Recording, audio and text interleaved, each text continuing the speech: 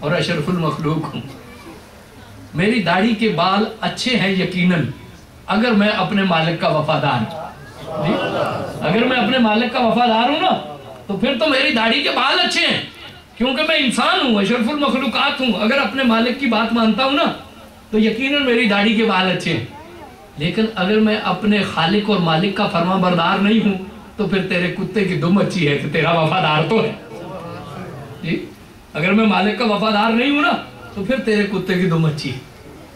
یہ حکمت کے چشمے رواں ہوتے ہیں درویشوں کی زبان پہ. تیغودار خان حیران رہ گیا کہ یہ کیا جواب ہے، کیا تعامل ہے. گھوڑے سے اترا، قدموں میں گر گیا، کہنے لگا تم بھی سچے ہو، تمہارا دین بھی سچا ہے.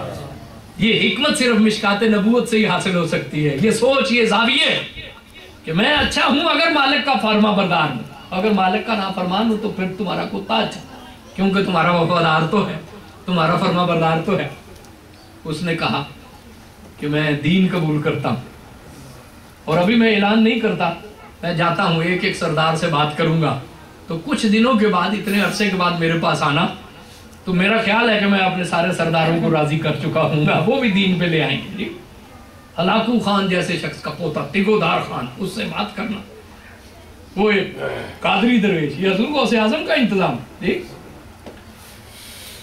جب وہ کچھ دن گزرے، ان کا آخری وقت آ گیا، انہوں نے اپنے بیٹے کو کہا کہ تیغودار خان یہ کہہ گیا ہے، میں تو اب دنیا سے جا رہا ہوں، میری مہلت تو ختم ہو گئی، تو تم جانا اور اسے وعدہ یاد دلانا. تو آپ کے وصال کے کچھ عرصے کے بعد ان کے بیٹے گئے، تیغودار خان سے ملے. اس نے کہا ہاں مجھے وہ وعدہ بھی یاد ہے اور میں نے وہ کام بھی کیا ہے. میرے جتنے بھی عمراء ہیں سارے اسلام پہ کاربند ہو چکے ہیں، اسلام لا چکے ہیں، ایک سردار نہیں مان رہا. جی وہ یہ کہہ رہا ہے کہ مجھے یہ دلیل کی بات سمجھ میں نہیں آتی، یہ اخلاقیات اور یہ دلائل اور یہ چیزیں میری سمجھ میں نہیں آتی. میں تو ہوں سردار، طاقت کی زبان سمجھتا ہوں. میرا یہ پہلوان ہے، اس کو کوئی شکست نہیں دے سکا آج تک. اگر کوئی اس کو شکست دے دے گا نا تو اس کے دین کو میں سچا تسلیم کر لوں. اور یہ بھی سنت کا ظہور ہوتا ہے نا. رکانہ نام کا ایک پہلوان، اس نے رسول اللہ صلی اللہ علیہ وسلم سے یہی بات کی تھی. اس نے کہا تھا مجھے دلائل نہیں سمجھ آتے، مجھے کشتی میں شکست دے دو، میں سچا رسول تسلیم کر لوں. جی رسول اللہ نے اسے ایک دفعہ نہیں 3 دفعہ شکست دی. میاں جب کوئی جادوگر آ جائے، اجے پال سامنے آ جائے، راج پال سامنے آ جائے، رکانہ سامنے آ جائے، تو تم اسے دلیل سے سمجھاؤ گے یا کرامت سے سمجھاؤ گے؟ یہ روحانیت بھی ضروری چیز ہوتی ہے. کرامت دکھانے کا بھی ایک وقت ہوتا ہے.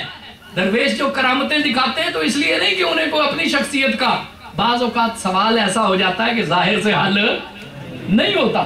جی جادوگر آسمان میں اڑ رہا ہو تو اس کو آپ لوگوں کو کیا دلیل سے قائل کریں گے؟ کون سی دلیل سے قائل کریں گے؟ وہ تو آسمان میں اڑ رہا ہے. اس کا حل یہی ہے کہ معین الدین اپنی جوتیوں کو حکم دے کے اس کو نیچے اتارو. جی اس وقت دلیل نہیں کام کرتی، معین الدین کی جوتیاں کام کرتی. اس کو کس دلیل سے قائل کرو؟ تو یہ اس لیے جو کرامات ہے نا، یہ بھی افسانے نہیں ہیں، یہ بھی وقت کی ضرورت ہے. اس وقت ہندو طلسم تھا، ہندو کے جوگی تھے، یہ وہ شعبتیں دکھایا کرتے تھے. تو ان شعبتوں کا جواب تمہاری منطق کرامت نہیں تھی، دلیل نہیں تھی، اس وقت اس کا جواب کرامت ہی تھی. اور اس دور میں اس لیے صوفیاء نے کرامت دکھائی. تو صحیح چلا گیا. اس نے کہا کہ ٹھیک ہے اگر ایسی بات ہے تو میں چیلنج قبول کرتا ہوں. تیغودار خان نے بڑی حیرت سے دیکھا کہ بھی میاں آپ تو روزے رکھنے والے لوگ ہو، یہ منحنی سا تمہارا وجود ہے، تم اس پہلوان کو شکست دو گے؟ انہوں نے کہا کہ چیلنج قبول کرو. میں چیلنج قبول کرتا ہوں. اعلان ہو گیا. لوگ حیرت سے امڑ امڑ کر آئے کہ یہ فاقہ کش درویش اس پہلوان کو شکست دے گا. جیسے ہی آپ اکھاڑے میں اترے، اللہ اکبر کا نعرہ لگایا اور اس کو آپ نے شکست دی. اقبال نے بڑی حیرت سے کہا کہ ہے عیاں یورش تاتار کے افسانے سے پاسواں مل گئے کعبے کو صنم خانے سے. جی تاتاری مسلمان ہو گئے اور تاتاری آج تک ان کے اندر سے اسلام نکلا نہیں. سینٹرل ایشیا کی ریاستیں کتنے عرصے سے وہ جبر پہ رہیں، 75 سال وہ کمیونسٹوں کے جبر پہ رہیں. لیکن جب جبر کی زنجیر ٹوٹی تو پھر لا الہ الا اللہ کی آوازیں آئی. یہ غوث اعظم ہیں جو چیچن والے کون ہیں؟ یہ انہی تاتاریوں کی اولاد ہیں جنہیں قادری درویشوں نے کلمہ پڑھایا. تو باتیں تو طویل ہوتی چلی جائیں گی. میرا خیال ہے جو وقت آپ نے مقرر کیا تھا، اگرچہ مجھے بتایا نہیں، میں نے بھی اس سے فائدہ اٹھایا. मेरी आदत है कि मैं पूछ लेता हूँ कि कितनी गुफ्तगू करनी है, तो इन्होंने भी नहीं कहा और मैंने भी नहीं पूछा। तो घड़ी को देख के अंदाज़ा हो रहा है कि काफ़ी वक्त जो है वो मैंने ले लिया है। अल्लाह आपको कुछ रखे कि आपने भी ये बेमाना सी गुफ्तगू जो है वो सुनी। इसमें कोई ऐसी कोई तरावत तो नहीं थी, कोई शायरी भी नहीं थी, कोई शोर भी नहीं था। तो अल्लाह ताला हमें समझने की तौफीक अता फरमाए, अमल की तौफीक अता फरमाए। व मा अलैना इल्ला बलागुल मुबीन।